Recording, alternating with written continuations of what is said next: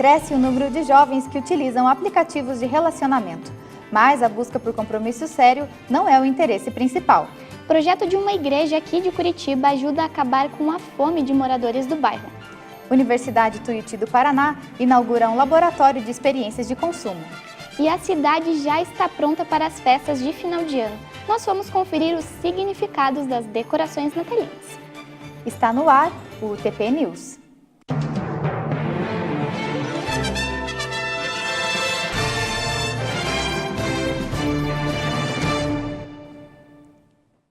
Olá, este é o TP News, telejornal experimental do curso de jornalismo da Universidade Tuiuti do Paraná. Em nossa primeira matéria, vamos apresentar alguns serviços que a Tuiuti disponibiliza para a comunidade externa e interna. Confira na reportagem que eu e o repórter Gabriel de Paula fizemos. Os serviços ofertados pelas clínicas possuem lista de espera para atendimento interno e externo. O contato pode ser feito presencialmente ou por telefone. A Universidade Tuiuti do Paraná conta com clínicas de fisioterapia e psicologia, que podem ser usadas tanto por alunos da universidade como também pela comunidade externa. A psicopedagogia ela é uma área mais voltada para a aprendizagem, né? Então a gente vai falar de cognição. Aqui na clínica também tem o serviço de psicologia com os graduandos do curso. Nessa mesma clínica também existe o atendimento em fisioterapia e nutrição. A universidade conta também com clínicas de estética e fonoaudiologia, como mostra a repórter Lorena Maria. Além de prestar um serviço para a comunidade realizando atendimentos e procedimentos estéticos, os alunos do curso de estética também usufruem da estrutura da clínica para aulas práticas. Então, a partir do quarto período eles vêm, a maioria vem como vivências, para eles terem a vivência da clínica, e a partir do sexto período eles já passam a atender efetivamente. Os atendimentos são feitos pelos alunos, mas sempre tem um professor supervisor, né, para esclarecer tanto as dúvidas do aluno com referência ao atendimento e também para esclarecer as dúvidas dos pacientes, né? A universidade também permite a professores e estudantes simularem situações de compras e vendas. O Laboratório de Consumos e Experiências do curso de Comunicação Social foi inaugurado este ano. O espaço é dividido em 3 setores: uma loja de roupas, uma farmácia e um supermercado. Os produtos são controlados por um sistema que tem como objetivo a utilização em atividades práticas de controle de estoque. A loja MEI trabalha com o conceito Guide Shop, onde o consumidor pode vir até a loja, pegar uma peça, experimentar e finalizar a compra online. Já a farmácia e o mercado são usados apenas para as aulas práticas dos alunos. Os professores estão começando agora a desenvolver questões com os alunos aqui dentro do laboratório. O que a gente já fez: aulas de fotografia, fotografias do consumo, fotografias de produto, fotografias aqui do próprio ambiente, e todas as segundas nós temos aulas aqui de visual merchandising. Então já tem efetivamente toda segunda-feira um calendário marcado com atividades aqui no laboratório. Todos os produtos e equipamentos foram custeados pelas empresas parceiras, que investiram aproximadamente R$40 mil no projeto. Já a estrutura ficou por conta da universidade.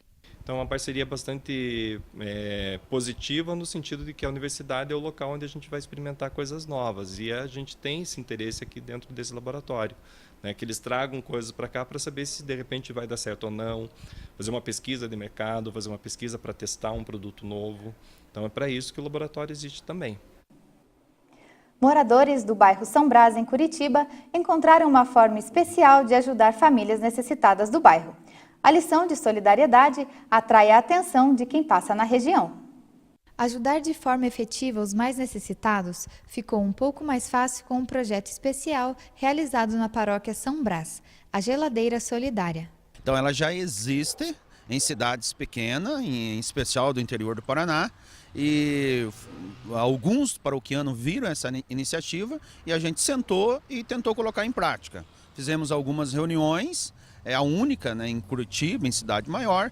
Então foi de pessoas que já passaram fome e que viu, né, também essa iniciativa, e daí sentamos e colocamos em prática. Os voluntários tiveram uma surpresa ao perceber que o maior público atingido não eram somente moradores de rua. 90% dos frequentadores, de quem está usufruindo da geladeira, são pessoas que têm residência fixa, né, tem a família, tem onde morar, não são moradores de rua, mas que infelizmente estão passando pelo básico, tem a necessidade básica do básico, que é a alimentação. E não são só as pessoas que recebem as marmitas que são beneficiadas com a iniciativa. A Geladeira Solidária também mudou a vida de muitos voluntários. Só o fato de eu estar participando, só o fato de eu ter conhecido várias pessoas através da Geladeira Solidária, para mim já está sendo muito compensador. E o fato de eu estar podendo ajudar, né? Você não sabe qual que é a felicidade de você poder, hoje você sabe que tem uma família que se alimentou, que não passou fome, porque você pôde ajudar. E para quem quiser deixar suas doações na Geladeira Solidária, ela fica aberta das 7 da manhã às 9 da noite. Ela pode vir até a geladeira, trazer as refeições em porções separadas, né, em porções já pronta, coloque a data, tem que ser colocado a data e é isso. É simples, não é aquilo que sobra, você coloca com data na geladeira e você já está ajudando alguém. A capital dos paranaenses é conhecida como polo da cerveja artesanal. Eu fui conhecer uma cervejaria para entender por que a cidade merece este título.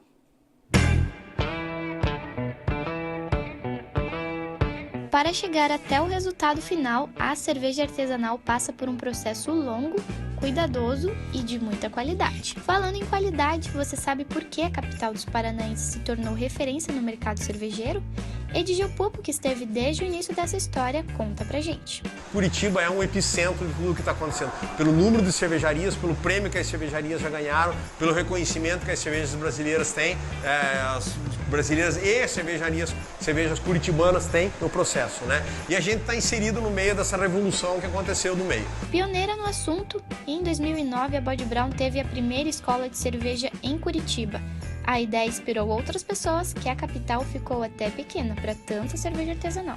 Hoje nós temos aí tranquilamente umas 5.000 pessoas produzindo cerveja em casa, sem sombra de dúvida em Curitiba, menos que isso não deve ter. Primeiro a gente tem que gostar do produto que a gente está fazendo, a gente ama isso, né, de paixão. Primeiro é uma paixão e depois vem como negócio. E no próximo bloco, a pesquisadora Luísa Bastos fala sobre cinema japonês. E ainda, aplicativos são cada vez mais utilizados na busca por relacionamento. Mas será que rendem compromissos sérios? A gente volta em instantes.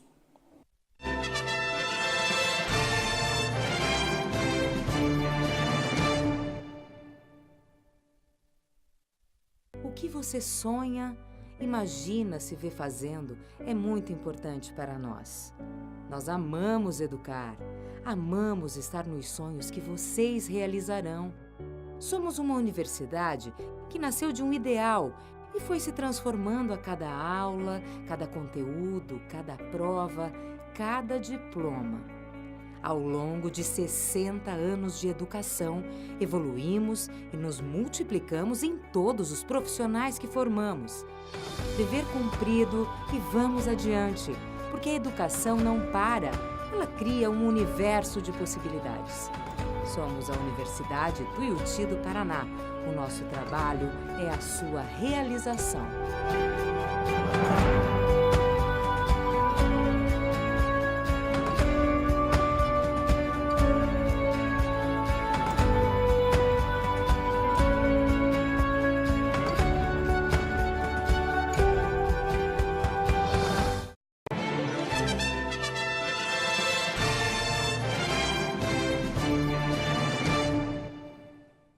E nos últimos anos, o número de jovens que tiraram a carteira de motorista diminuiu. As informações são do Detran. Há 3 anos, a quantidade de jovens que preferem não tirar a carteira de habilitação diminui. Um dado recente do Detran mostra uma queda de 20% de 2014 até 2017. Dentre os principais fatores estão o alto custo para manter um carro e as opções de transporte alternativo. Oi, meu nome é Isabelle, eu tenho 19 anos e eu não tiraria minha carteira pelos seguintes motivos. Primeiro, porque atualmente, além do ônibus, que custa só R$ 4,25, a gente tem muitos aplicativos que ajudam a me locomover sem que eu precise pagar gasolina, IPVA e nenhum tipo de documento, não preciso me preocupar com multa. Então, eu não tiraria a minha carteira porque eu não vejo necessidade no mundo que a gente vive atualmente, eu consigo outros meios de me locomover sem precisar do meu carro. Já as fabricantes e as mídias especializadas buscam há algum tempo uma maneira de atrair os possíveis motoristas. Você aí, utiliza algum tipo de aplicativo para conhecer pessoas? Nossa equipe foi até o centro da cidade descobrir como os curitibanos utilizam essas plataformas. Antigamente, no tempo dos nossos avós e bisavós e tataravós, se relacionar com alguém só era possível se fosse pessoalmente. Mas, com o passar dos anos e com o avanço das tecnologias, a internet trouxe um benefício e uma ótima saída para os tímidos: os aplicativos de relacionamento. Uma pesquisa recente feita pelo site Conecta.ai revelou que 20% dos brasileiros utilizam pelo menos um aplicativo de relacionamento. Já os outros 80% somam as pessoas que não preferem nenhum tipo de aplicativo e garantem que a conversa pessoalmente é ainda mais eficaz. Eu prefiro conhecer em balada, em barzinho de cara a cara, né? É conversando que a gente conhece a pessoa, né? Os aplicativos de relacionamento têm ganhado cada vez mais os smartphones dos brasileiros. A empresa Match Group, que gerencia a maioria deles, estima que 40% das pessoas utilizam ele apenas para fazer amizades, 39% quando quer algo casual e 21% quando a pessoa quer um relacionamento sério. No ranking das plataformas mais usadas pelos brasileiros, o Tinder lidera com 10%. Na sequência, o Badoo com 8% e em seguida o Par Perfeito, o Happn, o Too, o Pof e o Grindr somando 2%. Pessoas que utilizam outros tipos de aplicativo totalizam 3%. A faixa etária das pessoas que mais usam estas ferramentas está entre os jovens de 20 a 39 anos.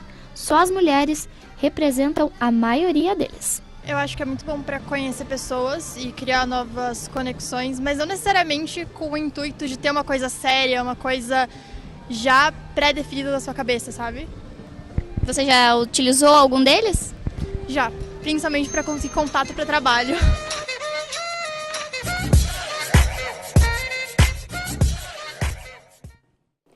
O que leva uma pessoa a admirar uma cultura que está do outro lado do mundo? A designer Luísa Bastos é uma dessas admiradoras. O fascínio pelo país do sol nascente fez com que ela desenvolvesse um projeto de pesquisa sobre cinema japonês. Luísa Bastos é a nossa convidada especial de hoje. Olá, Luísa. Você está cursando mestrado em Comunicação e Linguagens aqui mesmo na Universidade Tuiuti do Paraná. Nós soubemos que o fascínio pelo Japão também está na sua pesquisa. Como chegou a este tema?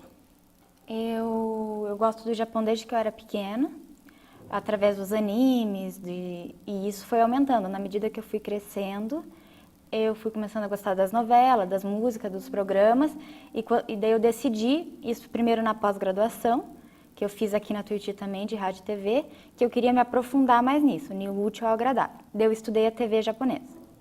E achei muito interessante, descobri que é muito diferente da nossa. Daí, no mestrado, eu decidi que eu queria continuar estudando isso, mas por outro viés. Daí eu peguei o cinema, para ampliar o meu contexto sobre o audiovisual japonês. E Luísa, o que diferencia o cinema japonês do cinema de outras nacionalidades? O cinema japonês ele tem características muito específicas, principalmente na narrativa.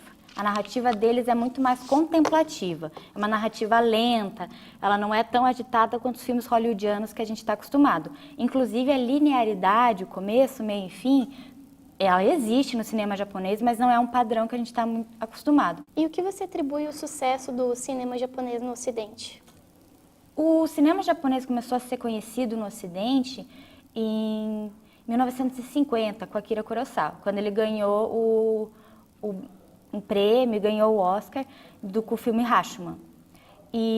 Mas hoje em dia não tem tantos filmes. Os filmes japoneses que ficaram conhecidos no Ocidente são os filmes lá daquela época, do Ozu, do Kurosawa, do Mizoguchi. Hoje em dia não tem tanta repercussão. O que a gente vê mais é os animes, até recentemente o Netflix está fazendo muita adaptação, e Ghost in the Shell também, que o Hollywood fez, e de terror, né? Muitos filmes de terror aparecem, embora a maioria seja também adaptações de Hollywood. E você percebe alguma influência do cinema japonês no cinema brasileiro? Não, muito poucas. Do cinema japonês mesmo, eu não consigo pensar em uma, assim. Na animação, daí dá para abranger, mas no cinema, não. E você já conheceu o Japão? Não, nunca fui. Não? E você tem curiosidade? Tipo, quais Muita. são os lugares que você mais pretende conhecer? Eu tenho vontade de ir para Tóquio, claro. Eu tenho vontade de fazer o doutorado aqui, mas daí fazer sanduíche lá, porque no final eu estudo cinema japonês, né? Daí eu teria vontade de ir para Tóquio e para Kyoto, que Kyoto é a cidade histórica do Japão e eu sou fascinada pela história do Japão, então eu teria muita vontade de conhecer os templos, os castelos daquela época. Luísa, muito obrigada pela sua participação aqui no TP News. De nada. Obrigada. E daqui a pouco o repórter Eduardo Demetérico traz as últimas informações sobre o trânsito para o período de férias. E também traremos dicas para as festas de fim de ano. Voltamos já já.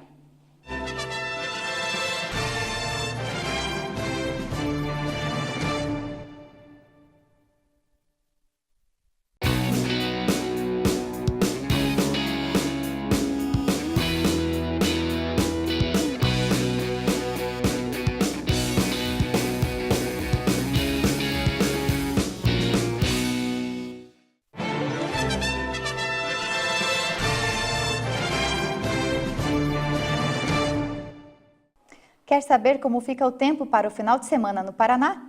A repórter Bruna Rafaela tem as informações do clima.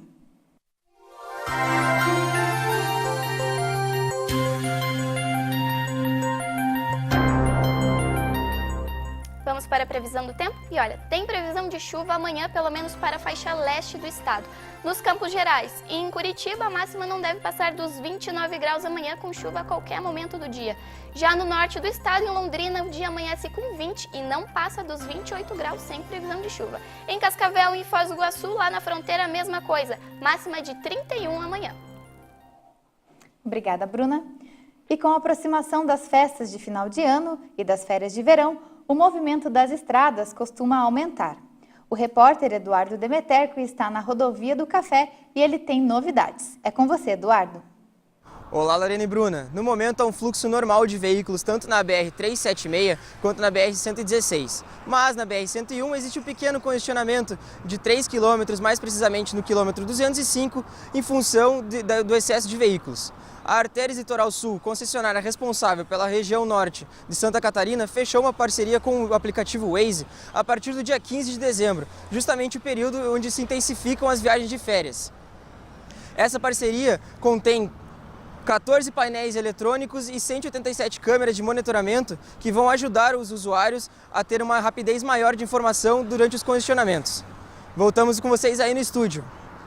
Outro tema que atrai a atenção no final do ano são as decorações natalinas.